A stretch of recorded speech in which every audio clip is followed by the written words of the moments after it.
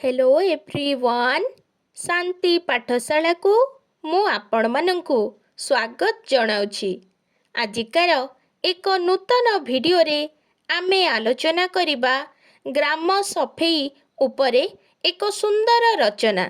वीडियोटी आरंभ करिबा पूर्वरु चैनल को सब्सक्राइब करिनियंतु एवं पाखरे थिबा बेल आइकन टी को प्रेस करि दियंतु। चलंतु आरंभ करिबा। आम्भे माने ग्राम बा सहर मानंकरे बास करिथाउ। ग्राम बा सहरर उन्नति पाई आमे गर्व अनुभव करिथाउ। सेहिपरि ग्रामर अभाव असुविधा अपरिष्कार अपरिच्छन्नता पाई आम्भे मध्य बहु असुविधार सम्मुखीन होइथाउ। ग्रामवासी मानंक ଯତ୍ନ ଅଭାବରେ ଗ୍ରାମରେ ଯେପରି ରୋଗ ବ୍ୟାପେ ତାହା ଗ୍ରାମବାସୀମାନଙ୍କୁ ସମୂଳେ ଧ୍ୱଂସ କରି ଦେଇଥାଏ। ସେଥିପାଇଁ ଆମେ ବହୁ ଆଗରୁ ସତର୍କ ରହିବା ବିଧେୟ। କାରଣ ରୋଗର ନିରାକରଣ ଅପେକ୍ଷା ପ୍ରତିଷେଧକ ବ୍ୟବସ୍ଥା ସବୁଠାରୁ ଉପଯୁକ୍ତ। ଗ୍ରାମମାନଙ୍କରେ ନାନା ଜାତି ଧର୍ମର ଲୋକ ବାସ କରନ୍ତି। ସେମାନଙ୍କ ମଧ୍ୟରେ ଶିକ୍ଷିତ ଅଶିକ୍ଷିତ ବାଳ ବୃଦ୍ଧ ସମସ୍ତେ ବାସ କରନ୍ତି। ଉପଯୁକ୍ତ ଶିକ୍ଷାର ଅଭାବ ଯୋଗୁଁ ଗ୍ରାମ ଦାଣ୍ଡ ଗ୍ରାମ ପୋଖରୀ ରାସ୍ତାକଡ଼ ଭାରି ଅପରିଷ୍କାର ରହିଥାଏ। ଗ୍ରାମର ମଝିରେ ନାଳ ନର୍ଦ୍ଦମା ରହିଥାଏ। ସେଠାରେ ମଶା ମାଛି ବାସ କରନ୍ତି। ଗ୍ରାମର ଦାଣ୍ଡ ଓ ବାଡ଼ିମାନଙ୍କରେ ଅଳିଆ ଆବର୍ଜନା ଗଦା ଗଦା ହୋଇ ରହିବା ଫଳରେ ଗ୍ରାମ ସାରା ଦୁର୍ଗନ୍ଧରେ ଫାଟି ପଡ଼ୁଥାଏ। ସନ୍ଧ୍ୟାରେ ମଶାମାନଙ୍କର ପ୍ରାଦୁର୍ଭାବ ବଢ଼େ। ସେହିପରି ଅନାବନା ଗଛ ଠାଏ ଠାଏ ବଢ଼ିଥାଏ। ସେଗୁଡ଼ିକ ଗ୍ରାମକୁ ଅଧିକ ଅପରିଷ୍କାର କରିଥାଏ। ଏହିପରି ନାଳ ନର୍ଦ୍ଦମା ଅଳିଆ ଆବର୍ଜନାରେ ଗ୍ରାମ ଦାଣ୍ଡ ଓ ବାଡ଼ି ବଗିଚା ପୂରି ରହିବା ଫଳରେ ମଶା ମାଛି ମାନଙ୍କର ସଂଖ୍ୟା ବୃଦ୍ଧି ପାଏ। ମଶା ମାଛି ମାନଙ୍କ ଯୋଗୁଁ ଗ୍ରାମରେ ହଇଜା ମ୍ୟାଲେରିଆ ଆଦି ରୋଗ ପ୍ରବଳ ମାତ୍ରାରେ ବଢ଼େ।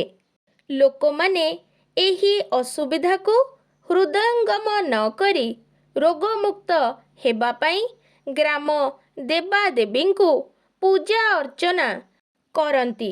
ମାତ୍ର ଶେଷରେ ଲୋକମାନଙ୍କର ଅକାଳ ମୃତ୍ୟୁ ହୁଏ। ସୁତରାଂ ଗ୍ରାମର ପରିଷ୍କାର ଓ ପରିଚ୍ଛନ୍ନତା ପ୍ରତି ସର୍ବସାଧାରଣଙ୍କ ଦୃଷ୍ଟି ରହିବା ଦରକାର। ଗ୍ରାମର ସଫାସୁତୁରା ପ୍ରତି ସକଳ ଗ୍ରାମବାସୀ ସତର୍କ ଦୃଷ୍ଟି ଦେବା ଆବଶ୍ୟକ। ଦେହ ସଫାସୁତୁରା ନ ରହିଲେ ରୋଗ ଯେମିତି ସହଜରେ ଆକ୍ରମଣ କରେ, ଠିକ୍ ସେହିପରି ଗ୍ରାମ ସଫାସୁତୁରା ନ ରହିଲେ ମଶା ମାଛି ମାନଙ୍କର ବୃଦ୍ଧି ଘଟି ଖାଦ୍ୟ ପଦାର୍ଥ ପାନୀୟ ଜଳ ଦୂଷିତ ହୋଇ ରୋଗ ଜାତ ହୁଏ। ଗ୍ରାମ ଦାଣ୍ଡରେ ଲୋକମାନେ ଗାଈ ବଳଦ ବାନ୍ଧି ସର୍ବଦା ଅପରିଷ୍କାର କରିଥାନ୍ତି। ଗ୍ରାମ ଦାଣ୍ଡର ପାର୍ଶ୍ୱରେ ନାଳ ନର୍ଦ୍ଦମା ରହିଥାଏ। ଫଳରେ ରୋଗ ସହଜରେ ବ୍ୟାପିବାକୁ ସୁଯୋଗ ମିଳିଥାଏ। ସୁତରାଂ ଗ୍ରାମବାସୀଗଣ ଘର ସାମ୍ନାରେ ଗାଈ ଗୁହାଳ ନ ରଖି ବରଂ ଗ୍ରାମ ଶେଷରେ ଗାଈ ଗୁହାଳ କରିବା ଉଚିତ। ଗ୍ରାମ ଦାଣ୍ଡର ଉଭୟ ପାର୍ଶ୍ୱରେ ଥିବା ନାଳ ନର୍ଦ୍ଦମାକୁ ଢାଲୁ କରିବା ଦରକାର। ଫଳରେ ପାଣି ସୁବିଧାରେ ଗଡ଼ି ଗ୍ରାମର ବହୁ ଦୂରରେ ପଡ଼ିବ। ଗ୍ରାମ ସଫେଇ କ'ଣ ଓ ତଦ୍ୱାରା ଲୋକମାନଙ୍କର କି କି ଉପକାର ସାଧିତ ହୁଏ ସେ ସମ୍ପର୍କରେ ଲୋକମାନଙ୍କର ସାଧାରଣ ଜ୍ଞାନ ରହିବା ଦରକାର। ଗ୍ରାମବାସୀଗଣ ମିଳିତ ଭାବରେ ଗ୍ରାମର ସଫାସୁତୁରା ପ୍ରତି ଦୃଷ୍ଟି ଦେବା ଉଚିତ। ଗ୍ରାମର ସର୍ବସାଧାରଣ ପୋଖରୀ ବା ନଦୀ ଜଳକୁ ସେମାନେ ପାନୀୟ ଜଳ ରୂପେ ବ୍ୟବହାର କରିଥାନ୍ତି। ପାନୀୟ ଜଳ ଦୂଷିତ ହେଲେ ନାନା ରୋଗ ଆକ୍ରମଣ କରେ। ତେଣୁ ପାନୀୟ ଜଳ ଯେପରି ପରିଷ୍କାର ଓ ନିର୍ମଳ ରହେ ସେଥିପ୍ରତି ଧ୍ୟାନ ଦେବାକୁ ହେବ। ପୋଖରୀ ଓ ନଈ ତୁଠରେ ଗଛ ରହି ତା'ର ପତ୍ର ପାଣିରେ ପଡ଼େ। ଗଛ ଡାଳରେ ପକ୍ଷୀ ବସି ମଳ ତ୍ୟାଗ କରନ୍ତି। ଲୋକମାନେ ପୋଖରୀରେ ଗାଈ ଓ ମଇଁଷି ଆଦି ନେଇ ଗାଧୋଇଥାନ୍ତି। ତଦ୍ୱାରା ପାନୀୟ ଜଳ ଦୂଷିତ ହୋଇ ନାନାଦି ପେଟ ରୋଗ ବ୍ୟାପେ।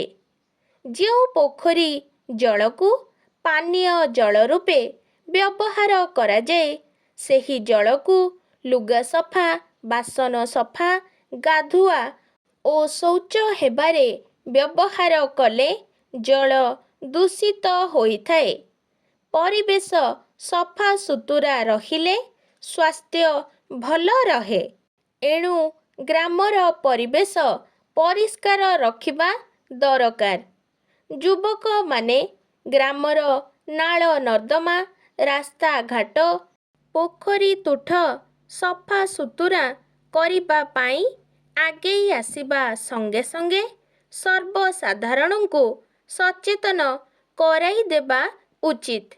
ଗ୍ରାମର ଅଳିଆ ଆବର୍ଜନା ଏଣେତେଣେ ବା ନାଳ ନର୍ଦ୍ଦମାରେ ନ ପକାଇ ଗାତ ଖୋଳି ପକାଇବା ଉଚିତ। ଫଳରେ ଜଳରେ ମଧ୍ୟ ନ ଭାସି ଅଳିଆ ଆବର୍ଜନା ଜଳକୁ ଦୂଷିତ କରିପାରେ ନାହିଁ। ଆଜିକାର ଭିଡ଼ିଓଟି ଆପଣଙ୍କୁ କିପରି ଲାଗିଛି କମେଣ୍ଟ ମାଧ୍ୟମରେ ନିଶ୍ଚୟ ଜଣାଇବେ ଏବଂ ଲାଇକ୍, ସେୟାର, ସବସ୍କ୍ରାଇବ୍ କରିବାକୁ ଜମାରୁ ଭୁଲିବେନି। ଧନ୍ୟବାଦ।